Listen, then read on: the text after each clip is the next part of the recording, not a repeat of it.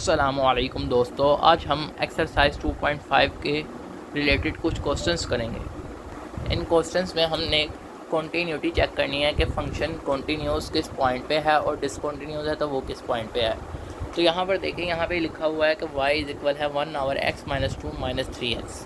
अब अगर हम देखें तो सबसे पहले हमने जब अगर फंक्शन को डिसकॉन्टीन्यूस करना है या अनडिफाइंड अगर उसकी वैल्यू निकालनी है कि फ़ंक्शन किस पॉइंट में डिफाइंड है, तो हमने उसके डिनोमिनेटर में जो भी फैक्टर है, जिस तरह यहाँ पे ये डिनोमिनेटर में x-2 है, इसे हम इज इक्वल 0 रख लेंगे।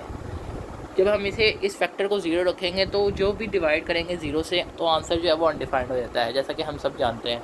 तो यहाँ पे फिर लिखा इफ़ x-2 इज़ इक्वल है 0, तो अब ये -2 है, ये इज़ इक्वल के इस तरफ जाके +2 हो जाएगा, तो x इज़ इक्वल है +2 हो जाएगा। तो हम कहेंगे कि जब x इज़ इक्वल है +2 होगा तो ये देखें 2 - 2 जो है वो 0 हो जाएगा और 1/0 जो है वो अनडिफाइंड हो जाएगा। तो हम कहेंगे फंक्शन जो है इस डिसकॉन्टीन्यूस होगा एट x इज़ इक्वल है +2।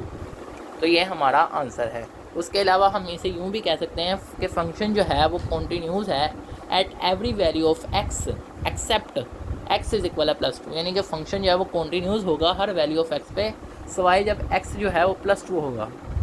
अब यहाँ पर देखें, ये भी फंक्शन है। या मैंने जब बताया था कि फ़ंक्शन को जब अनडिफाइंड करना हो तो हमने उसके डिनोमिनेटर में जो भी फैक्टर होता है उसे हमने इज़ इक्वल 0 रख लेना था। तो अब हमने कहा कि अगर ये इज़ इक्वल है 0, फिर यहाँ पे अब हम मिड टर्म ब्रेक लगाएंगे, क्योंकि इधर देखें तो ये एक क्वाड्रेटिक फार्मूला है और क्वाड्रेटिक इक्वेशन भी है। तो अब इसे क्वाड्रेटिक फार्मूला के ज़रिए भी कर सकते हैं, चाहे तो हम मिड टर्म ब्रेक लगा लें, या दूसरे और भी कई तरीके हैं, आपकी मर्ज़ी है। तो मिड टर्म ब्रेक जो है वो सबसे ईजी तरीका है। तो मिड टर्म ब्रेक क्या है, ये देखें -10 है, इसका कोफिशिएंट देखें x² का 1 है, तो -10 मल्टीप्लाई जब 1 करेंगे तो -10 लिखेंगे। इसी तरह -3 जो इसकी मिड टर्म में है तो -3। अब हमने देखना है कि कौन से दो नंबरों को आपस में मल्टीप्लाई करें तो वो -10 आ जाए, और अगर उनको हम प्लस करें तो -3 आ जाए।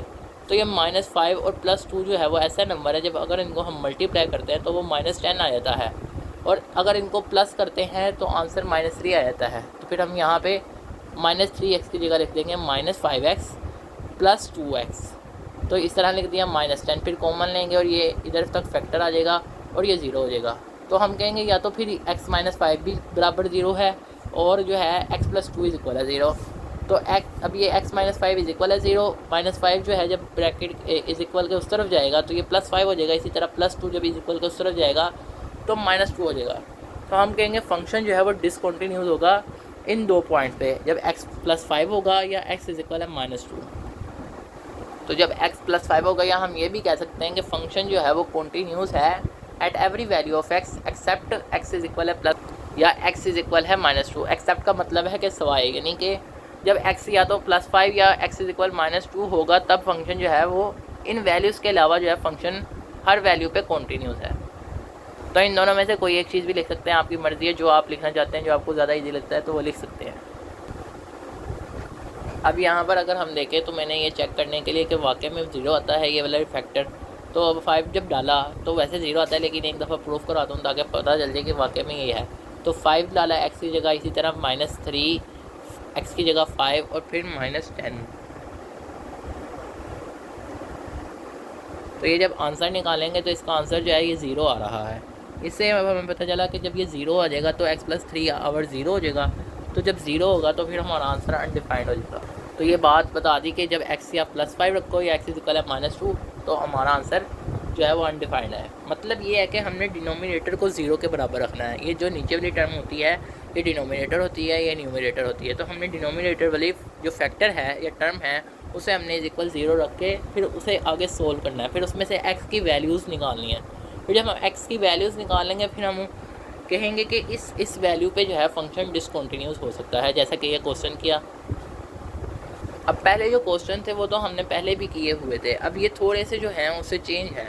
अब यहाँ पर देखें डिनोमिनेटर में, तो यहाँ पे हमने डिनोमिनेटर में असल में वेरिएबल वाली टर्म देखनी होती है, जैसा कि पहले भी देखा। तो अब यहाँ पे देखें डिनोमिनेटर में लिखा है 1/x मॉडुलस +1। अब मॉडुलस क्या होता है, इसका फंक्शन क्या है, इसका फंक्शन थोड़ा सा सिंपल x से चेंज होता है, तो ये पता होना चाहिए। अब मैंने यहाँ पे समझाने के लिए लिखा है if x is any number then x modulus is always positive. x चाहे कोई भी नंबर होगा, चाहे वो पॉजिटिव हो चाहे वो नेगेटिव हो, लेकिन जब हम उसका मॉडुलस लेंगे उस नंबर का तो वो हमेशा पॉजिटिव ही आएगा। इस तरह अब x जो है वो इज इक्वल है -7, तो जब हमने x मॉडुलस लिया यानी कि -7 का मॉडुलस लिया तो हमेशा पॉजिटिव ही आएगा। उसका माइनस जो है चाहे वो माइनस में हो चाहे वो प्लस में हो, वो मॉडुलस ऑपरेटर की वजह से ख़त्म हो जाता है।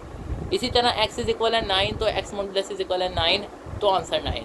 तो वो यानी कि x मॉडुलस का फंक्शन ही है कि आप इधर कोई भी x की वैल्यू डालोगे हमेशा वो एक पॉजिटिव नंबर उसे बना देगा। तो इस वजह से अब हम देखें तो यहाँ पे हम कोई भी वैल्यू डालें तो चाहे ज़ीरो डाल लें चाहे माइनस में डाल लें तो वो हमेशा पॉजिटिव हो जाएगा। जिस तरह हम फ़र्ज़ करें मैं अगर माइनस की कोई वैल्यू डालता हूँ, -7 ही डाल लेता हूँ, तो -7 जो है वो मॉडुलस है, उस वजह से -7 जो है वो 7 हो जाएगा। 7 + 1 8, तो 1/8, तो ये कोई नंबर आ रहा है। इसी तरह अगर मैं ज़ीरो भी डालता हूँ, ज़ीरो पे भी चेक करता हूँ, तो यहाँ पे देखें तो x मॉडुलस जो है वो 0 हो जाएगा बराबर, और 0 + 1 तब भी हमें वैल्यू मिलेगी। यानी कि हम कोई भी वैल्यू डालेंगे यहाँ पर तो हमें फंक्शन में कोई ना कोई वैल्यू रिटर्न होगी। आंसर जो है हमारा जो फंक्शन है वो अनडिफाइंड नहीं होगा, क्योंकि हमारे इस ये जो वेरिएबल है एक तो मॉडुलस लग गया और उसके साथ जो है +1 लग गया है। इस वजह से हम कहेंगे फंक्शन जो है वो कॉन्टीन्यूस है for all values of x। लेकिन अगर यहाँ पर थोड़ा सा चेंज होता, अगर x मॉडुलस ना होता तो x + 1 होता, तो फिर हमने इस फैक्टर को बराबर 0 लिखना था। लेकिन अब ये x मॉडुलस है, इस वजह से यहाँ पे कोई भी नंबर डालेंगे तो हमेशा पॉजिटिव नंबर बन जाएगा और वो नंबर +1 के साथ ऐड हो जाएगा। अब यहाँ पे क्वेश्चन है, ये सिंपल सा है, यहाँ पे लिखा हुआ है y = cos x over x। तो सब दोस्तों को पता है कि अगर अब ये जो x है, ये जो डिनोमिनेटर में टर्म है, अगर हम इसे 0 बराबर रख दें, क्योंकि ये x ही है, सिंगल ही है, तो अगर हम इसे 0 के बराबर रख देंगे तो फंक्शन हमारा अनडिफाइंड हो जाएगा। जिससे हम कहेंगे हमारा फंक्शन जो है वो कॉन्टीन्यूस है at every value of x except x = 0। तो ये हमारा आंसर है इसका। अब यहाँ पर देखे लिखा हुआ है y = tan π/2 और x। अब यहाँ पे दोस्तों को ये महसूस होगा कि शायद ये आंसर ये भी eight every value of x होगा, तो नहीं, हमने देखना है। तो अब यहाँ पे ये तो वो तो जब हम डिनोमिनेटर में टर्म कर रहे थे, लेकिन अब ये न्यूमिनेटर में ही है। डिनोमिनेटर में इसके कोई भी वैल्यू नहीं है, 1 ही है। अगर करें भी देखें भी तो वो 1 है, क्योंकि एनीथिंग को कुछ भी लिखें डिवाइड तो वो आंसर 1 आ जाता है। तो इस वजह से अब ये देखें तो tan, अगर हम इसको लिख लें कि इनफाइनाइट है, क्योंकि अब ये न्यूमिनेटर में टर्म है, इस वजह से जब हम न्यूमिनेटर वाली टर्म को, अगर हमने इसको आंसर को अनडिफाइंड करना है तो फिर हम न्यूमिनेटर वाली टर्म को अनडिफाइंड के बराबर करेंगे। तो फिर जब हम ये जो है, ये अब tan है, इधर tan हो रहा है तो इधर आके इन्वर्स हो जाएगा। तो जब tan इन्वर्स का अनडिफाइंड निकालते हैं तो हमेशा कोई ना कोई ओड इंटीजर का 90 डिग्री पे मल्टीपल आता है, यानी कि ये π/2 के साथ कोई ओड इंटीजर होता है। 2n + 1 का मतलब है कि कोई ओड नंबर होगा, यानी 1 होगा, 3 होगा, यानी 1 π/2 या 3 π/2 या 4 नहीं होगा, क्योंकि वो तो इवन है 5 π/2। तो अब ये देखिए ये भी π/2x है, ये आगे 2n + 1 π/2 कट जाएगा, तो x = 2n + 1। तो हम कहेंगे कि एट x = 2n + 1 पे जो है फंक्शन की वैल्यू जो है वो अनडिफाइंड होगी। यानी कि जब हम यहाँ पे कोई भी ओड इंटीजर डालेंगे, जिस तरह tan 3 π/2 डालेंगे, तो आंसर हमेशा अनडिफाइंड आएगा। मैथ एरर आ गया, मैं आपको एग्जांपल के तौर पे समझा भी देता हूँ। तो अब ये देखें, मैंने यहाँ पर x की जगह 3 लिखा और 3 और π/2 और tan लिखा, तो इस इक्वल का मैं दबाता हूँ तो यहाँ पे आ जाता है मैथ एरर। इसका मतलब है कि हमारा आंसर जो है अनडिफाइंड हो जाएगा। इसके अलावा एक दो और करते हैं ताकि मज़ीद वाज़ेह। तो अब ये देखें, अब ये भी इसकी जगह मैंने x की जगह कोई और नंबर रखा है, यानी 7 रखा है, और पाए आर इस वजह से रखा है क्योंकि ये डिग्री में है, रेडियन में हो जाएगा। तो आंसर देखेंगे तो ये आ जाएगा, तो सॉरी वो पहले आंसर जो था वो रेडियन में था, ये अब डिग्री में किया है, अब ये सही आएगा इंशाल्लाह। तो ये देखें तो अब मैथ एरर आ गया।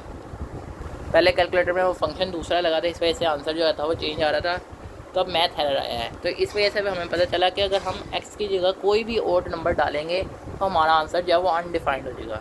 तो यहाँ पे मैंने लिख दिया कि फंक्शन जो है वो डिसकंटिन्यूस है व्हेन x = 2n + 1। 2n + 1 का मतलब मैंने बता दिया कि ओड होता है, या x जब बिलोंग करे ओड नंबर से तो हमारा आंसर जो है वो हमेशा डिसकंटिन्यूस होगा, यानी आंसर में कोई ना कोई अनडिफाइंड नंबर आएगा। तो इसी तरह जो है यानी कि कोई अनडिफाइंड नंबर आएगा। तो अब ये हमारा अगला क्वेश्चन है, जिसमें लिखा हुआ है, इधर लिखा हुआ है कि y = 2x + 3। अब यहाँ पे लगा हुआ है अंडर रूट।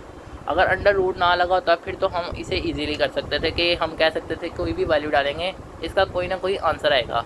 लेकिन जब अंडर रूट आ जाता है तो इसमें एक स्पेशल केस होता है, क्योंकि अगर अंडर रूट में अगर हम कोई भी, यानी कि अगर हम इस फैक्टर को नेगेटिव कर दें यानी कि लेस देन 0 रखें तो हमारा आंसर जो है वो अनडिफाइंड हो जाता है। हमारी वैल्यूज़ जो है वो कम्प्लेक्स नंबर में चली जाती है, आयोटा फॉर्म में चली जाती है, जिससे हम कहते हैं कि ये तो अनडिफाइंड हो गया है।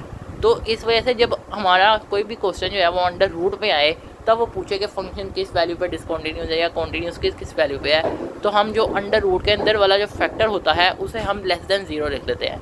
लेस देन 0 का मतलब है कि यानी नेगेटिव नंबर्स है। तो जब लेस देन 0 रखा तो क्योंकि लेस देन 0 जो होते हैं वो सारे नेगेटिव नंबर होते हैं, तो ये +3 था, इस तरफ आके -3 हो गया, तो x लेस देन जो है वो -3 आवर्ट हो, तो हम कहेंगे फंक्शन डिसकंटिन्यूस होगा जब x की वैल्यू जितनी भी है वो -3/2 से x की जितनी भी वैल्यूज़ जो -3/2 से छोटी होंगी तो उसके लिए हमारा जो फंक्शन है वो हमेशा डिसकंटिन्यूस होगा। तो उम्मीद है कि आपको ये लेक्चर समझ आया होगा और ये वीडियो आपके लिए हेल्पफुल हुई होगी। तो आप सब दोस्तों से गुजारिश है कि जिन दोस्तों ने अभी तक चैनल को सब्सक्राइब नहीं किया वो चैनल को सब्सक्राइब कर लें और अपने दोस्तों के साथ आप सबसे जितना हो सकता है इस लेक्चर को शेयर करें ताकि उन्हें भी आसानी से ये सब्जेक्ट समझ आ सके और लेक्चर भी। शुक्रिया।